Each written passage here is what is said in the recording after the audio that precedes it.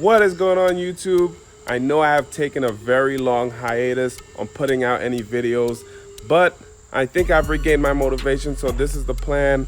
We're gonna start cranking out some videos, and we're gonna start this one off with an update on the systems. Well, generally the main system. We'll catch up with the other systems in a follow-up video, and then I'm going to put out a video from a few months ago, which was from Palooza, New York. Had a fantastic time there, so that's gonna be the next video coming up. After those, I have a bunch of stuff scheduled to include some equipment updates, and we'll see how everything is doing. But let's start it off with the update on the main tank. So guys, before I jump into the update on the main 40-gallon display tank, we're going to start off with some water testing. I've been a little past due on my testing. I've tested like 2 days ago, something like that, but I've been making some changes. My plan is to wean the tank off of 2-part, and we're gonna jump into just doing calc. And the reason for that is my pH has been very low lately, around 7.3. My plan is to try and bring that back up to around 8. So let's work on that. Let's get some testing done. I'm going to test alkalinity, I'm going to test phosphates, I'm going to test nitrates, and I will be testing calcium, just not today. Probably after this video, I will be testing calcium, just because it's a little bit more of a laborious process. And I use my HANAs, and I use the for the nitrate, I use Salifert. So let me go ahead and do my testing. I'll go ahead and clean the glass on the tank, and then we'll jump right into an update. All right, so the results are in, guys. Phosphates are at 0, alkalinity 8.5, and nitrates are at 0 as well. Now that that's established, I'm going to go ahead and clean this glass, and we'll jump right into the update of the reef tank.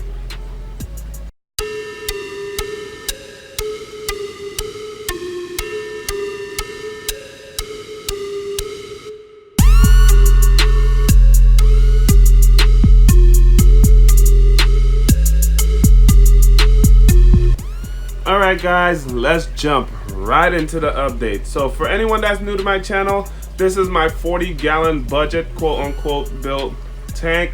It's just a regular standard 40-gallon breeder, drilled and plumbed system with a 20-gallon sump at the bottom.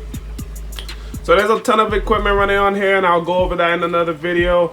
But for the update, no real equipment changes. All the equipment have stayed the same. I haven't changed a thing. However, yeah, I don't think there's been any really big changes to the tank. So let's move into the coral and see what's going on. So I ended up losing one of my, or both of my Pocilloporas. I just always struggle with keeping Pocilloporas for whatever the reason. I can't keep them. So I lost both of those. However, all my bird's nest, stylos, all the rest of the coral in here are doing pretty good. Now I ended up also losing one of my big frags of chalice that was on the rock to the left, where the other one's sitting next to next to the Kenya tree. And I don't know what happened. It just started dying off and never recovered, and I lost that piece. Now the second piece that's sitting next to the Kenya on the left, it was also on its way out. However, I was able to catch it, and it's making a full recovery as we speak. So it's been doing good. It's reclaiming all of its dead tissue, and it's all growing back rapidly. Other than that, the big stag in the back left behind that rock also is struggling a bit. I'm not quite sure what it was that's causing it, or what it is, because I did end up doing a water change, and it still doesn't really seem to have improved all that much. So not really sure what's going on there. I will keep an eye on it to see if we can save it. Other than that, everything else has been doing good. I was struggling with one of my stylo frags, purple stylo frags. However, it stopped, and it's starting to grow back. Like I said, everything else has been doing fantastic. Now I ended up picking up some frags from Palooza. Those are all doing well. I picked up 2 Favias, a chalice, as well as a Cyphastria. they're all doing all right. The Favias and the Chalice are doing fantastic. Now, in addition to that, I picked up 2 frags from my local fish store. They were having a sale. One looks like a coral I honestly don't know the name of. If I knew it, I would tell you. And it's actually sitting on my encrusting corals rock, where that big green encrusting Monty is on top there. So I've kind of been on a little Favia and Chalice kick as of late. So yeah, I'm trying to collect as many Chalices and Favias that my wallet can accommodate. And I'm gonna be very frank about that. So I just really like the colorations of the Favias and the war corals and the Chalices. Favites also I wouldn't mind. But yeah, so everything as of coral hasn't really changed that much. Lost 2 Posilopora frags, otherwise everything else is thriving. Moving on to fish. If you follow me on Instagram, you would have known that a couple of weeks ago I purchased, or it's probably been about a week and a half ago now, I purchased 2 tiny Health Richie firefish. Those were some of my dream fish that I always wanted to own. When the opportunity showed up on Live Aquaria, for one being $50, I went ahead and purchased 2 of them, acclimated them, had them added to the system. And I know, as you can see in here, I have no Health Richie firefish. So here's what happened with that quick update. I will do a separate video. Live Aquaria was amazing, great customer service. Long story short, I put 1 in the main tank over here, I put another in one of my other systems, and basically they both vanished. I didn't see any bodies, so maybe they'll turn up, I don't know, but as of right now, they're gone. So Live Aquaria did credit me the full cost of the 2 firefish, so I'm extremely grateful for that, and I will be purchasing from them again. The plan is for a really nice Macaca's, Flasher Wrasse, and maybe a splendid dolly back to round off the top of the 2 fish that I want to add to this tank.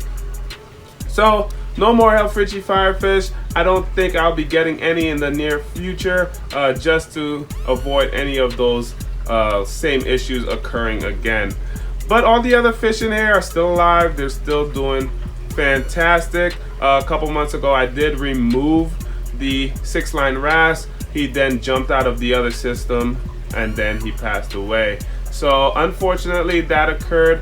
However, all the other fish in here are doing well. My long-nosed hawk had injured himself and was kind of down for the count for about a week, but he quickly healed and he is back to his normal boisterous self.